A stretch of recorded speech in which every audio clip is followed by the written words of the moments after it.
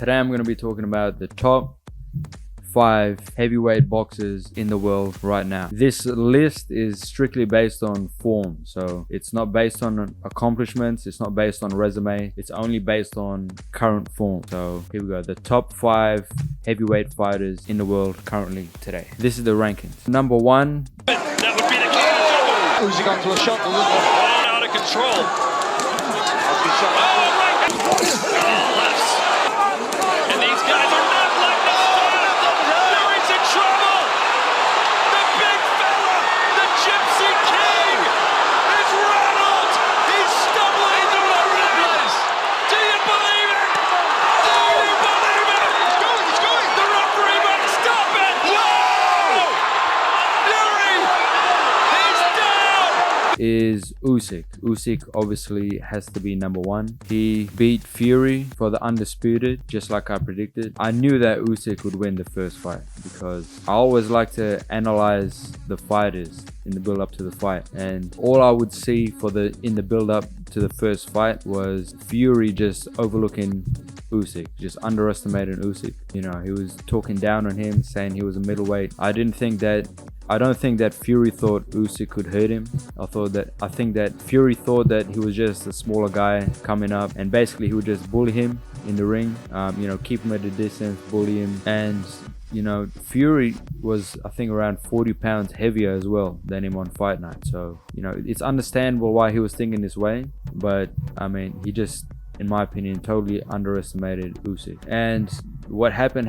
Size definitely matters in a fight to a certain point, because you know, real power doesn't come from muscle mass or weight or, you know, height. Real power comes from right here in the heart. As far as the fight goes, it was a very close fight. Usyk, he had to come back. He was definitely down. Usyk won the second. He nearly had him out of there, I think round 8 or 9. Round 9. Usyk was hurt himself in the 6th. He had to dig deep. Truly an all-time great performance by an all-time great fighter. Usyk, until the rematch, he's definitely number 1. Crossing, group on the uppercut up with the same hand there, Fury. Right hand and then wobbled Fury. Usyk. He's got to push on though, Fury. He's got to go at him though. Andy Lee's is saying exactly that in the corner. The Ukrainian is hurt. Fury downstairs now and Usyk's backpedaling. That's the right calls there for Usyk to get a bit of space, get your breath back. Now, Fury's number 2 on the list. He's still the man. He's still a beast of a fighter. And, you know, I'm just interested to see how he comes back, because I think this performance in the rematch will truly define him as a fighter. It's the first time he's coming back from a loss, and he has come back from adversity before. Of course, after he beat Klitschko, he gained all the weight, alcohol, drugs, 2 years out the ring, and then he came back and became champion again. So he has come back from adversity before, but he's never come back from a loss in boxing. And you know, Usyk, he's definitely going to be extremely confident going into the rematch because he knows he can hurt Fury. Fury, you know, he has a lot to prove in this fight. He's a lot to prove. You know, one thing about Fury is, just like Usyk, he has tremendous heart. You know, we always see it in the ring. When he gets up, I don't know how many times he's been knocked down, but he always gets back up. He always shows the heart of a lion. But I just think his overconfidence was his downfall in the first fight. I have to assess his mindset going into the second before I make a prediction on that one. But Fury's number 2. Number 3. Dubois giving Big Benny Miller a Brooklyn beat down against the ropes. Big shot. Big baby. Gonna get big time knocked out. Dubois. Sensational finish here. He's done. Give it to Dubois. I think Dubois definitely deserves to be number 3. Obviously, I think he's going to rematch AJ, and then the winner of that rematch will be in 3rd position. But right now you have to give it to Dubois because in his last fight he destroyed AJ, and you know, he's definitely the most improved fighter in boxing. You know, after losing to Usyk, which was controversial in itself because some people say that he won with the illegal shot, the low blow, or real body shot. I really couldn't tell by looking at it, but you know, it didn't really end well for him. So he was getting a lot of criticism. People were saying he's a quitter, especially After the Joyce fight, they were saying the same thing, and I think he was underdog against. Actually, he's been underdog all 3 of his comeback fights: Gerald Miller, Hrgovic, AJ, and he won all fights by stoppage. So he's exceeding expectations. He's only getting better. He's very young as a fighter. Future is definitely bright for him. He's a strong guy. He takes a good punch. I would say his only real weakness is, you know, when he's tested. But in saying that, he's definitely turned everything around. He's got a different coach. He's on a winning streak. He gained confidence. You know, knocking out AJ in front of 100,000 people, that's definitely going to give you a different type of confidence.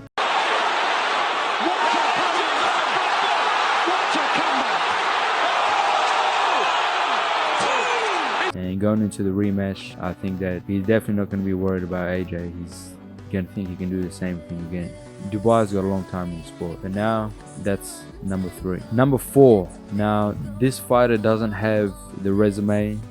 He doesn't have the accomplishments of the other fighters on this list. Could argue that he doesn't belong on the list yet. I rate him highly. I think that he's very underrated.